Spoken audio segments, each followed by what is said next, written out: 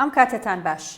جاروبار وا دەردەکەوێت کە هەندێک خاڵی ناکۆکی نێوان پارتیوێکێتی کاڵ ببنەوە، بەڵام ڕەنگام هەڵبژاردنە هەروە ئاسان نەبێت کە هەردوولا لە سەرکۆی ناکۆکیەکانی نێوانیان ڕێک بکەون. پارتی دەڵێت بەشێک لە داواکاریەکانی یەکێتیان جێبەجێ کردووە، لەوانەش شێوازی هەڵبژاردنەکە کە لە یەکبازنەیەوە بکرێت بە فرابازنەی.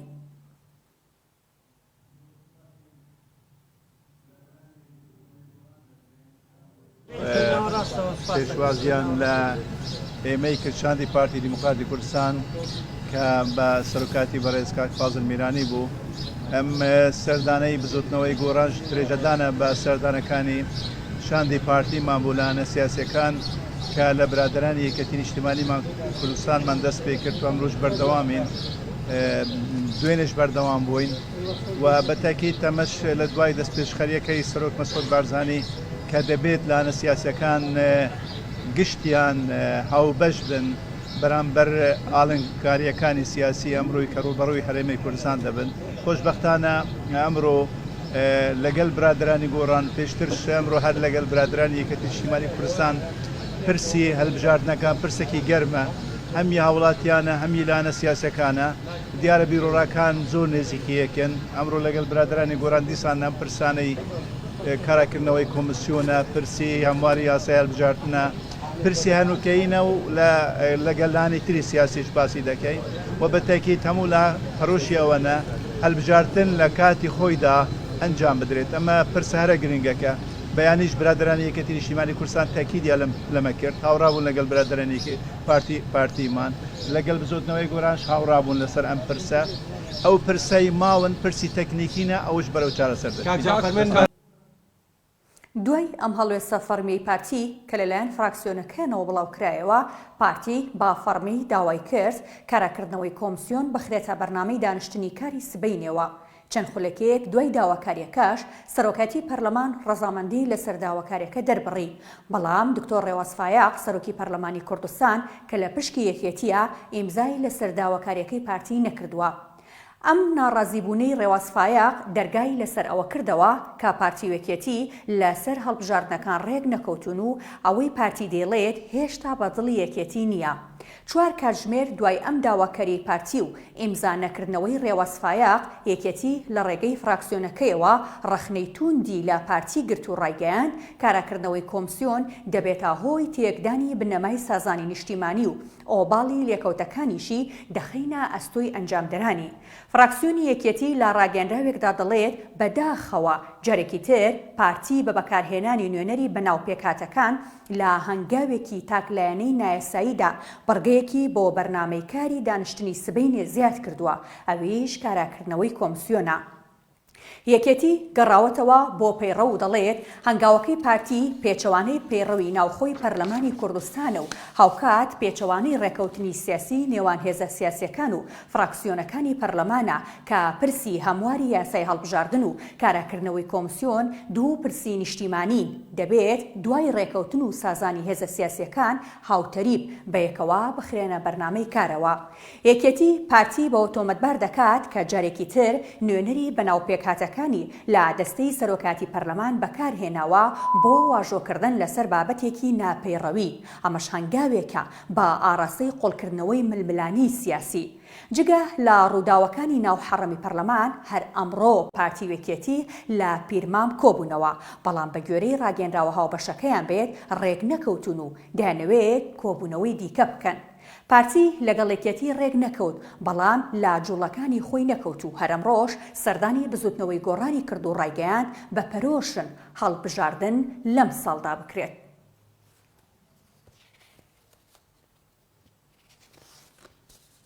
وازی هەمواری یاسای هەڵبژاردن و بابەتی کاراکردنەوەی کۆمسیۆن وەک ئەوەی لایەنە سیاسیە بەڕێزەکانی تر خۆیان داوایان کرد کە کۆمسیۆنەکە بۆ ئەم هەڵبژاردنەی داهاتوو وەکو خۆی کارا بکرێتەوە و نەچینە سەر بنەمای بەرکەوتەی ئەنجامی هەڵبژاردنەکانی ساڵی 2018.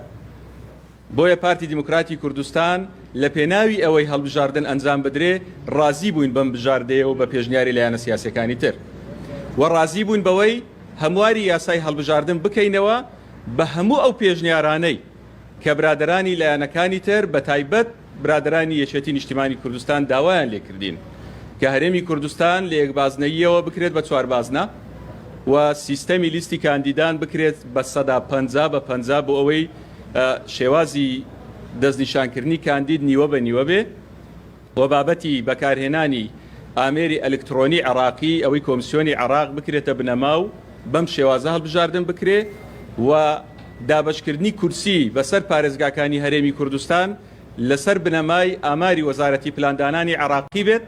ئەمانە هەمووی بژاردە و پێشنیاری برادرانی یەکێتی نیشتیمانی کوردستان بوو. بۆیە ئێمە لە ڕووی شەفافیەتی ئینتیخابی لە ڕووی ئەوەی کە بتوانین هەڵبژاردن بەم خواستەی ئەوان ئەنجام بدرێت تەنها لە پێناوی ئەوەی کە هەڵبژاردن ئەم ساڵ ئەنجام بدرێ و جارێکی تر هەرێمی کوردستان بیر لەوە نەکەینەوە کە ویلایەتی پەرلەمانی کوردستان درێژ بکرێتەوە یا هەرێمی کوردستان بکەوێتە بۆشایی یاسایی بۆیە بەسەر جەم بژاردەکان ڕازی بووین. وا دەردەکەوێت 11 کورسی پێکهاتەکان ڕێگریەکی سەخت بێت و یەکێتیش هەروە بە ئاسانی ڕازی نەبێت. پارتی تۆپەکەی خستۆتە یاریگای پێکهاتەکانەوە و سەیری یاری نێوان یەکێتی و پێکهاتەکان دەکات. پارتی پێشکۆتای هاتنی یاریەکە ئەنجامەکەی لایە و دەزانێت پێکهاتەکان بەوە ڕازی نابن کورسیەکانیان دابەش بکرێت هەر بۆیە دەڵێت با پێکهاتەکان خۆیان بڕیار لەسەر چارەنووسی خۆیان بدەن. پێکهاتەکان ڕەتی دەکەنەوە 11 کورسیەکەی ئەوان دابەش بکرێت بەسەر بازنەکاندا تەنانەت داواکاریەکی دیکەشیان هەیە کە تەواو پێچەوانەی یەکێتیە.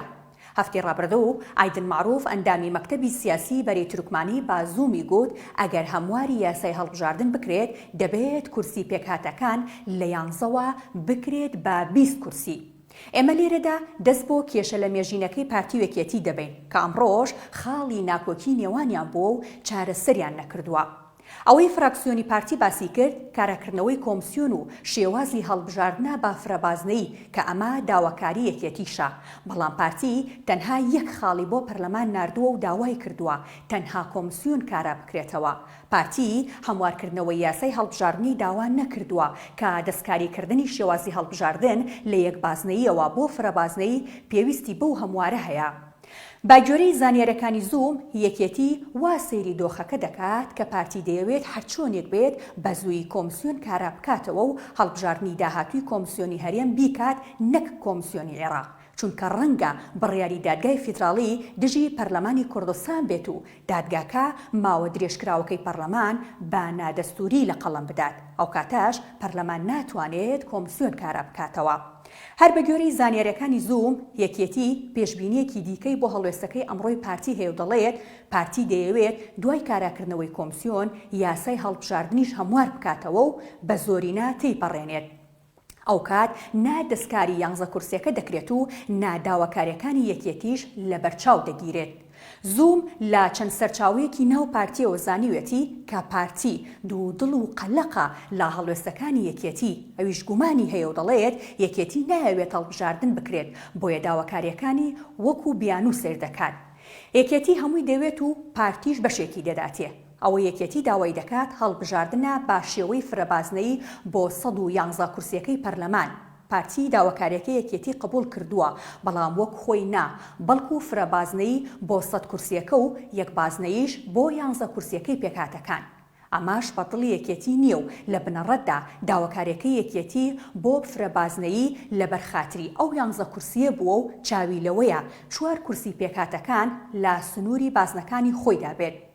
ئەم کێشانی پارتی وەکێتی لەسەر هەڵبژاردن لە کاتێکدایە ئەمریکا و نوێنەری وڵاتانی ئەوروپا فشاریان لە هەردوو حیزبەکە کردووە هەڵبژاردن لەم ساڵدا بکرێت ئەمەش بێهۆ نییە و دەزانێن ساردی و سستیەکی پارتی وەکێتی هەنگاو بۆ ئەوە دەنێت هەڵبژاردن بۆ جاری دووەم دوا بخرێت. خواتان لەگەڵ.